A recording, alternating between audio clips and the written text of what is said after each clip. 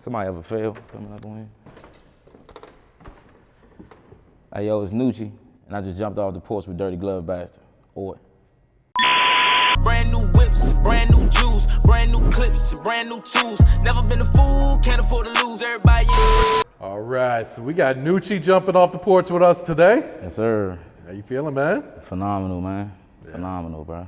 Nah, that's what's good. How man. you feeling? I'm feeling great, man. That's all right. Yes, What's sir. up? Yeah, so what have you been doing out here in Atlanta, man? What you been working on since you've been out here? Man, Man? Atlanta like my second home for real. Like sometimes I just be down here living, but Okay. you know what I'm saying? Now we pushing the single move right now, so running around, little club runs, bumping to some DJs, Yeah. getting up with Drumma Boy. So how do you like working down here in Atlanta compared to back at home in DC then? The difference between working in Atlanta and DC is just more, it's more resources. It's more people to tap into, to get stuff out of, not like to use, but you know what I'm saying? They say if you're not using somebody or you're not being used, then you're useless. So, you know what I'm saying? Like down in Atlanta, it's a lot to give and a lot to take. And back home, it's a lot to take, but don't nobody give that much, you know what I'm saying? Yeah. It's more of a relationship thing, and that's like that everywhere, but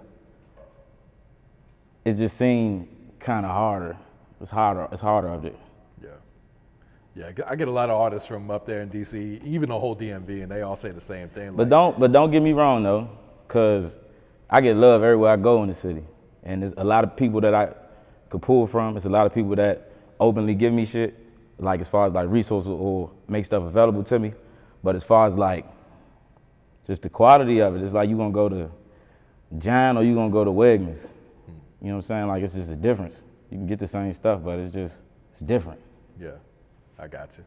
So outside of the music, what's going on in DC, man? What's life like? What's the culture like up Man, there? DC lit. DC been lit forever, for real. Like, it's chocolate city, and it's still black. Like, you don't even realize till you go to other places that, oh, it ain't really black like this everywhere. Like, besides like here, of course.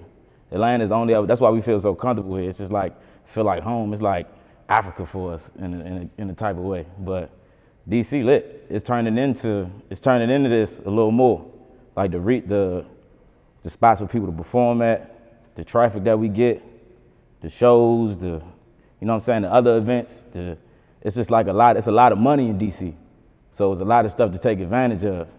But a lot of people don't know what to take advantage of. Yeah. And what part of the city are you from? I'm South Side, Okay. Southeast. I rep the whole thing for real though, because I done lived in DC, Maryland, and Virginia. I lived down here before too. Yeah, I got you. So how would you describe your childhood? What were you into as a kid growing up in DC then? Man, my childhood was lit for real, because I'm the son of one of the pioneers of DC hip hop. One Way Booby, Free Booby. You know what I'm saying? Like, it was special in a sense. Like I got to see firsthand, like somebody try to break the mold in the music scene in DC, because DC is primarily go-go up until like really when Wale broke all the way through. So my father was like he was going against the grain with doing the rap shit, but he made it far. He got on 106 and Park, brought Scarface to the city, Gucci Mane. It was just a lot of firsts I got to witness from an early perspective. Yeah. And just to see how he carried himself and what type of man he was and how you supposed to carry yourself outside of the city. And just to know, like when people see a DC nigga, that this how they supposed to carry themselves. Mm-hmm. So I feel like we missing that in a sense. Yeah. I feel like a lot of the youth right now ain't get that. Like I feel lucky for having that. Yeah. So I always praise my upbringing. I was around a lot of OGs, but I was also the oldest of 5, so I was like, I had to be mature already. But I also was around a bunch of the young wild motherfuckers that's doing the same shit that everybody else doing. So it was like the best of both worlds for real. Yeah. So did that inspire you to want to rap as well? Oh no, for sure. But I look at it like how Steph Curry and like Dale Curry, like how you see Steph Curry at the courtside and shit, like already seeing it. Like even if he didn't know that's what he wanted to do, he was like slowly getting like bread for it. So I felt like it just happened like that. Yeah. Like I always was around music. Like my mother loved music, my grandmother loved music. Like I listened to a lot of old shit growing up. Like I used to live with my grandma, so I used to listen to a lot of 80s and 70s music, a lot of old school hip hop, and that shit just kind of molded me to like really loving music. And like Grand Theft Auto too. Okay. I like Grand Theft Auto, the radio on San yeah. Andreas was like, well, how you got all these songs and I'm just sitting here shooting people and shit, singing rock songs. It's like, it would just expose you to shit that you ain't usually exposed to. So shout out to Grand Theft Auto. Yeah. And you used to engineer for your dad too, is that right? Yeah, I went to engineering school, not really school, but I went to Q Studios in Falls Church. They had like an engineering course. Shout out to Ken Schubert. He the head engineer over there. They offer a course. And once I got out of high school, I went and did that because I was already started doing music when I was in high school as a senior. And that was when I put my first shit out. And I got a good response, so I was like, bro, I ain't trying to go to college and get in debt. And this kind of like, this shit right here, like, it seemed tangible. So I was like, you know what? Let me go do this engineering shit. That way I could record myself. That's cutting the costs out. Because I feel like if you want to do this shit, you're going to have to figure out how to, you know what I'm saying? Not cut corners, but like figure out how to put yourself in a position where you could still be gaining while you still doing everything you need to do. So it's like, let me cut the cost of studio time.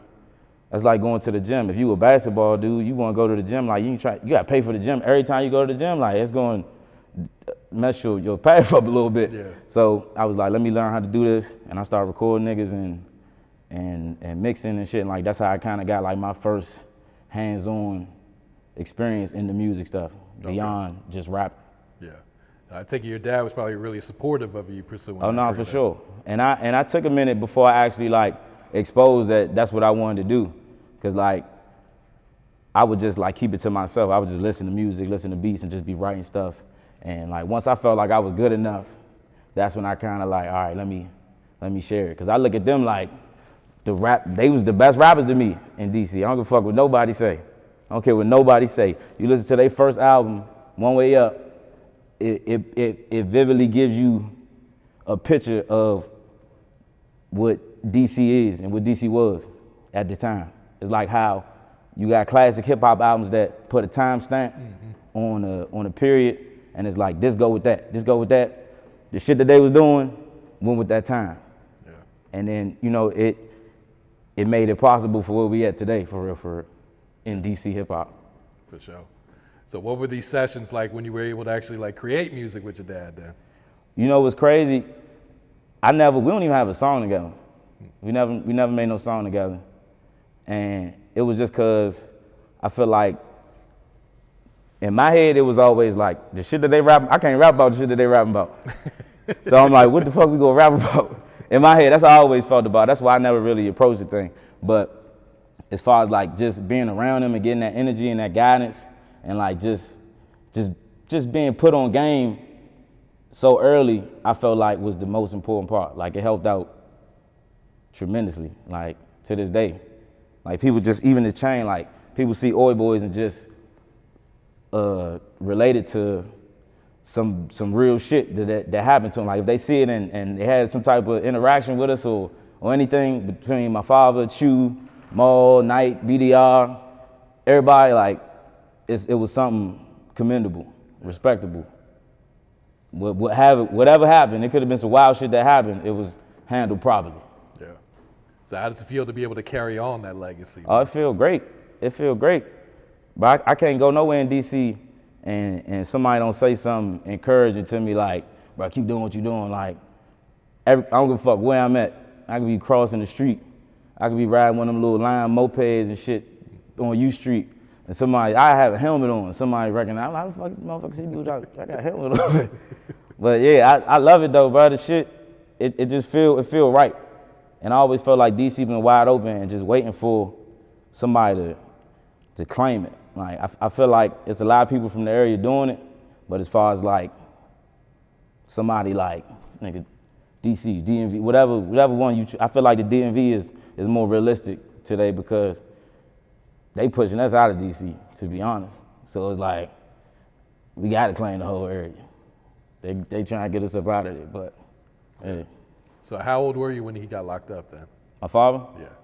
Shit, this was 2018. Okay. So this was like, was it 3 years ago? Like Okay. 23, I think. Yeah. So how'd you deal with all that mentally? I mean, to be completely honest, I ain't gonna say I was, you know what I'm saying, waiting on it, but you know what I'm saying, coming from where we come from, it's always a possibility. And he definitely always, you know what I'm saying, let us know. Me and my brother, Ricky, let us know that, you know what I'm saying, if shit goes south, y'all, it's on y'all. And you know what I'm saying, once it happened, it's like preparing for something in the game, like football. Like you got an audible for this, but you don't want to have to call this audible. But if you got to, we got to play for it. It's 4th and 26. We got to do something. Yeah. So that's how we look at it. And I feel like we got the first down. So there you go. when you come back, it's gonna be what it's gonna be. How's he holding up in there? Man, he sound like he out here every time I talk to him. Really? I wish he'd call right now. That'd be legendary. But Yeah. you know what I'm saying? He sound like he out here every time I talk to him, man. And the whole city got love for him. And they let me know it every time I'm out too. Like they don't just come say something about me, they say something about me or him or my brother. Like everybody got a name for themselves now. Yeah. So how proud is he of everything that you accomplished in these 3 man. years since he's been gone then? I know he proud. He don't really like, communication-wise, it's like some shit was understood, ain't gotta be explained. Cause at the end of the day, I look at it like, I ain't nowhere near where I wanna be at yet. Like I done did a lot. I done been signed to a major. I done got off the major successfully and not be scarred by it. Yeah. Like, you know what I'm saying? I done been able to lock in with these legendary producers, these Grammy-winning producers and make some great music and travel the country and move around, but like I still ain't nowhere near where I want to be at yet. Like it's just way further I'm trying to go. Yeah. How would you describe your time being on the major and how does that compare to being independent? I feel like the major, well, my experience with the major versus independent thing would be the I don't want to say regular people, but like the perception of the masses or like everybody else that would normally deal with you. Like their perspective changes more so than the industry thing. Because it's like, I look at that like, all right, when you get to a major, that's like getting into the NBA. It don't get easier. You got to put that work in. You got to play against LeBron and KD now. Like, you got to play against Steph. You got to try to guard Steph every night. You know what I'm saying? Like, it don't get no easier. But the fact that you in the NBA now allows you access to so much other stuff. So I looked at it like that. I more so had to use my major stamp to open a bunch of other doors as opposed to try to get as much as I can out the major. Yeah. You know what I'm saying? I feel that. So why'd you decide to get out of that deal then? I mean, the same reason you like break up with a girl that you still kind of like. It's like, you just ain't seeing eye to eye. You know what I'm saying? It's better if we part. So it was amicable. It wasn't like a fuck them, fuck me thing. Yeah. If they came back and, we was talking the right shit, then so be it. I got you. I just look at it like whatever the best situation is. Yeah. Whatever makes sense for you. So what do you feel like brings out the best out of you and your music right now? Experiences, competition, hunger, other good music, like just being inspired by like the greats. Like I listen to a lot of old music, and I try to figure out like why we still listening to this from the 70s, why we still listening to this from the 80s, or today's shit where it be like how they talk about mumble rap or whatever. Like why do they like it? Like you don't like it, but a lot of people love this shit and will spend their last dollar to go see this shit live. So what the fuck you talking about? Cause somebody love it. And I always look like everything ain't for everybody, but everything is for somebody. So I'm like, all right, let me figure out what they like about this. Yeah. As opposed to hating on some shit. Like even like back home, like a lot of people got the DMV flow. Me personally, I ain't gonna say I don't identify with it, the DMV flow, but I was rapping before it was the DMV flow. And I'm from the DMV, so I don't really understand how this is the DMV flow. But It is what it is. That's what we doing. That's what y'all doing. I'm fucking with it. That's nigga, whatever. Yeah. You know what I'm saying? So what is going on with the music scene in DC specifically? Man, it's a lot of people blowing up right now. It's bubbling. Like I said, it's wide open in the sense of ain't nobody, like I said, ain't nobody like how Drake, Toronto, Kendrick, Compton, you know what I'm saying? Dirk, Chicago, like whatever. It ain't nobody all the way like this my shit. Not to say like it gotta be like some type of kingdom-esque shit, but I just feel like for the space to be as popular as it is and to get as much traffic with other artists and all this shit, like somebody need to be bringing somebody out every night. It's too many shows there for them to just be using opening acts that's on their tour or people that's paying to perform on their shit. Like there's a lot of poppin' ass people here with a lot of music that the whole area fuck with that, you know what I'm saying, people just need to, and I feel like it's on some shit where it ain't just the artists. Like it's the people around the artists that make the moves, the move makers and the people that got access to behind the scenes. Cause as an artist, bro, you just gotta be able to create sometimes. And if you can't create and you gotta think about all these other, you gotta wear 20 fucking hats as an artist and you fucking 18, 19 and they wouldn't expect you to know all this shit already. It's like, it's impossible. But anyway, to answer the question, I feel like I was saying it's wide open and I'm saying it's a lot of people that can do that. It's a lot of people that can claim that shit or at least, you know what I'm saying, bring a bigger light to the area right now. I feel like it's a lot of people that's on the cusp. There's a lot of people that's popping right now that, you know what I'm saying, if they get a little more affiliated with home, then, you know what I'm saying, it'll enlighten the shit a little more as far as like for us. Okay. The shit is enlightened already as far as like the crowd it brings. It's somebody performing it every night. Somebody at Bliss every night. Somebody hosts a stadium every night. Somebody big, A-lister in the hip hop shit right now. So we just need to be able to hone it for ourselves. Because it's like there's a lot of other people coming in and getting the bread and then we get the crumbs. So, you know what I'm saying? I got you. And what would you say was one of the biggest risks you took for your career that paid off for you? Man, I quit my first job. I ain't had no plan.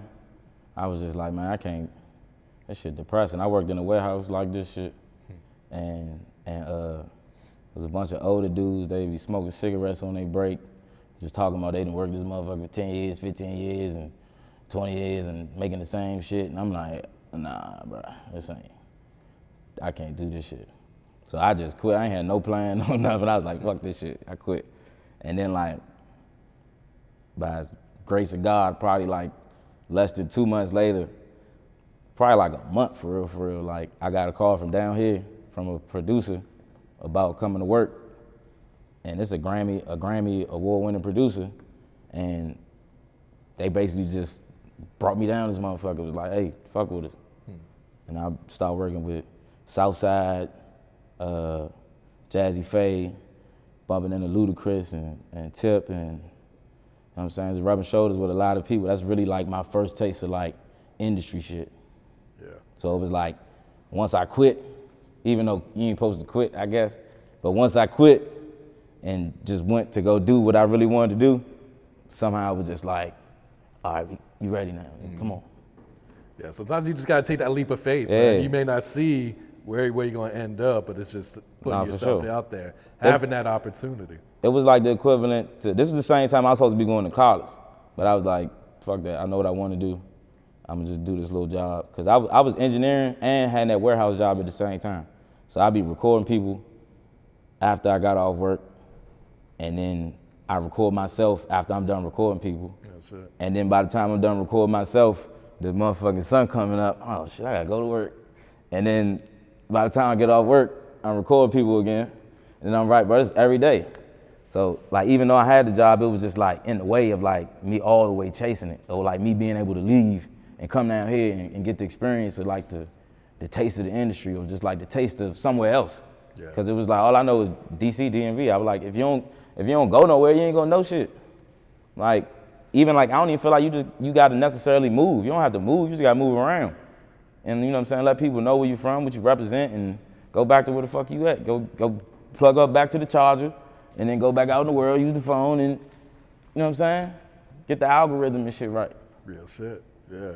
And speaking of Move, man, let's talk about this new single, man. What was the inspiration on Move? Man, Drumma hit me. Matter of fact, I linked up with Drumma at that time too when I first came down to Atlanta. And so we built a relationship. That was like 2016, 2017. So we built a relationship since back then. And we finally decided to lock in like right before the pandemic hit. Okay. We locked in and started working on some records. And then, you know what I'm saying, we built a stronger rapport. And Move was actually the last song we did. I came down here just to, I don't even know what the fuck I was doing. I was just down here, and he hit me, he's like, man, pull up the studio. I got some a little fresh pack. Me and my man, shout out to Chris Beats. He said, I got some jumps we did. I want you, you know what I'm saying, see what you put together. So I pull up to his jump.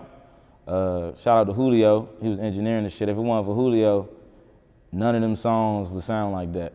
Not only just because he was engineering it, but like just how comfortable he made me feel as an artist while being an engineer. And even like being able to step out of my box. Like if you listen to all my shit prior to Move, it's way more, I ain't gonna say conscious, but more precise and just, you know what I'm saying, just more thought out. But like, I ain't necessarily a thought out nigga all the time. So it's like, I like shit like this. I go to the club all the time. Like, you know what I'm saying? It's fun to have shit for this environment. So like, he really put me in the mode of just having fun for real while I'm doing the songs.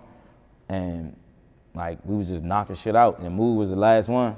And I just do some shit playing around. He'd be like, no, that's fine, keep that. And I'd be like, you sure? He'd be like, yeah, keep that. I was like, fuck yeah. So I just kept doing more shit and having fun and being comfortable with it. And then here we are, City fucking with it. It's on the radio. Shout out to DJ X-Rated, even spinning it on Sound 42 on the Drake channel. DJ Boo. Yeah, it's just shit move. It's going crazy right now. Yeah, no, it's definitely a dope record, man. And so, what should we expect from this new project with you and Drumma, then, man? Man, just some more fire-ass records for real. Like, I see myself, like, when it's all said and done, being like one of them album artists, like how they consider like Kanye, Drake, Wayne, Jay-Z, like all of them. Like that's how I see it for real. And I just understand that you gotta get all the way in the game before you could do that how you want to do it for real. So we just got some more shit that opened the door some more. Okay. You know what I'm saying? We about to just bust the door open all the way for real. That's the goal. Did you guys pick out a title yet? We had one. I like it, but I don't know if I want to disclose it because I feel like it might change, and I don't want to say that and it change. Okay. Plans to put any features on here? Or you riding solo, man? For the most part, I want to deliver just what I could do, but I'm definitely tapping in with a lot of people right now, moving around and getting. I'm gonna get the right people on them. That's really what I want to do. Like I feel like I'm good enough at making records, like without people. Yeah. But I definitely like to tap in with people. Like that collaborative effort makes shit just way better. I really want to tap in with people at home the most for real, because there's a lot of artists at home that I know that I ain't even tapped in with yet. And like we ain't even created shit. And not to say that we don't fuck with each other, but sometimes when you naturally fuck with people, sometimes you put the work to the side necessarily. No, I understand. So you think this will drop this year or top of next year? It'll probably be top of next year. I got some more singles I'm gonna drop before this year out. Okay. Like we got them lined up. I've been working with some fire young producers, and yeah, we got some more shit before the year over. Okay. Might even got a remix for Move coming soon. That's what I'm working right on there, too. Man. You know what I'm saying? Trying to get some real big names on that one. Yeah. Since you're sitting on the porch, man, I gotta ask you about these Front Porch freestyle videos you've been doing, man. Hey, man, look. I did that. I started doing the Front Porch freestyles when I was signed to Atlantic still, and I didn't want to put nothing out yet because I was just like, I don't know how this shit about to go. You know what I'm saying? We just in limbo a little bit right now. So I was like, let me put something out that I can still showcase my talent, give people some type of music, and you know what I'm saying, let my face be seen, because you out of sight, out of mind. So I was like, and that could easily be shared. So I was like, and that's raw as fuck. Like, I'm on the porch, like, just, judge me. Like, I'm giving you these bars, my fucking face early in the morning, like, whatever the case is right now. I had a bump on my face, my forehead one time. I was like, it don't fucking matter. Like, that's what they want. Some just, like, uncut, unfiltered shit. Like, I'm looking at it like I came up on Lil Wayne and Jay-Z and Rap City and you know what I'm saying? Like, real motherfucking rap shit for real. And, like, it ain't really that many outlets to showcase it that you ain't gotta pay to get on. You know what I'm saying? So it's like, or even that you allowed to see the biggest artists that you fuck with doing it. So I'm like, all right, let me just do this. And it started to build a, like a following in its own. So like I couldn't go around again without somebody stopping and being like, hey man, I fuck with them Front Porch freestyle. Hey, you be on the freestyle? Hey, that nigga be on the porch. Hey, blah, blah, blah. I'm be like, okay, bet. I gotta do this shit. But then once I was like off the shit and like, I ain't really have to worry about not putting shit out, but more so just like in the process of trying to figure out like, all right, how you come back after being on the major and then not panning out how you wanted to. You can't come back out on no, looking weak shit. You gotta be as proper, if not more proper than how it just was. So it's like, I like to play I don't mind waiting a little bit and just waiting and working until you figure out the next move. Like I want to hit a home run. But the Front Porch freestyles kept the flame going without me actually putting music out for real. Yeah. So I'm like, all right, this all y'all want some fucking verses? I could do this shit in my sleep. All right, I got you. And the porch right here, it's nothing. Like this is what I did. This is how I started rapping. Mm-hmm. Just in my room, just blasting beats through the speakers on shuffle, and just in there freestyling for hours, just writing and shit. Yeah. Nah, I gotta bring it back, man. So what's next for you, Noochie? What else is coming up for you, man? Plans for 2022. Man, we locking in, getting some more music.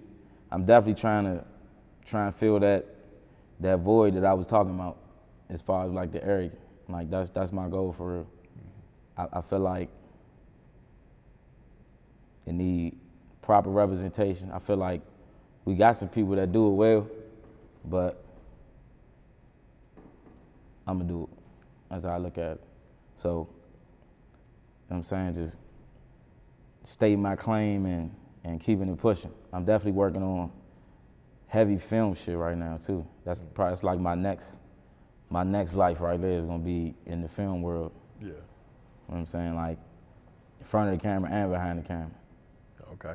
That'd be dope right there. Nah, for sure. Like that's already locked in. Yeah. All right, Noochie, you got any last words for your fans? Any shout outs you like to give? Hey man, I want to shout out a bunch of people. My man Doe just walked in. Shout out to Doe.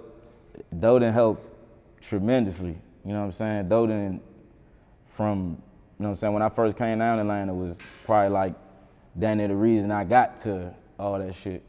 All the, you know what I'm saying, got to the major, got to doing these crazy looking videos and just putting shit together. You know what I'm saying? It was like a real big help at the right time. You know what I'm saying? The perfect link for real. And especially like with my you know what I'm saying, my father being locked up, like, he wasn't locked up when I met him, but just prior, you know, afterwards and shit like that, just that type of figure to be around. And you know what I'm saying? Shout out my brother, Ricky. Cardo's what I call him, but everybody back home call you DJ One Way Ricky. Just had a baby. Shout out to baby Leo. I'm an uncle now. Okay. You know what I'm saying? The family just got a little bigger. Shout out to Sliz. Sliz in the building. Sliz behind the lens. I don't go nowhere without Sliz. Lex Andretti came through with me. We out here. You know what I'm saying? Free Booby. You know what I'm saying? Shout out to Drumma, Chew, Hoop, BDR. You know what I'm saying? I'm gonna forget somebody gonna be mad. I don't give a fuck. But, you know what I'm saying? Y'all know what's up with me. Y'all got my phone number. All right, cool. Shout out to Dirty Glove Bastard too. You know what I'm saying? For bringing me through. I appreciate it. Brand new whips, brand new jewels, brand new clips, brand new tools. Never been a fool, can't afford to lose. Everybody ain't your friend, everybody ain't cool. Niggas look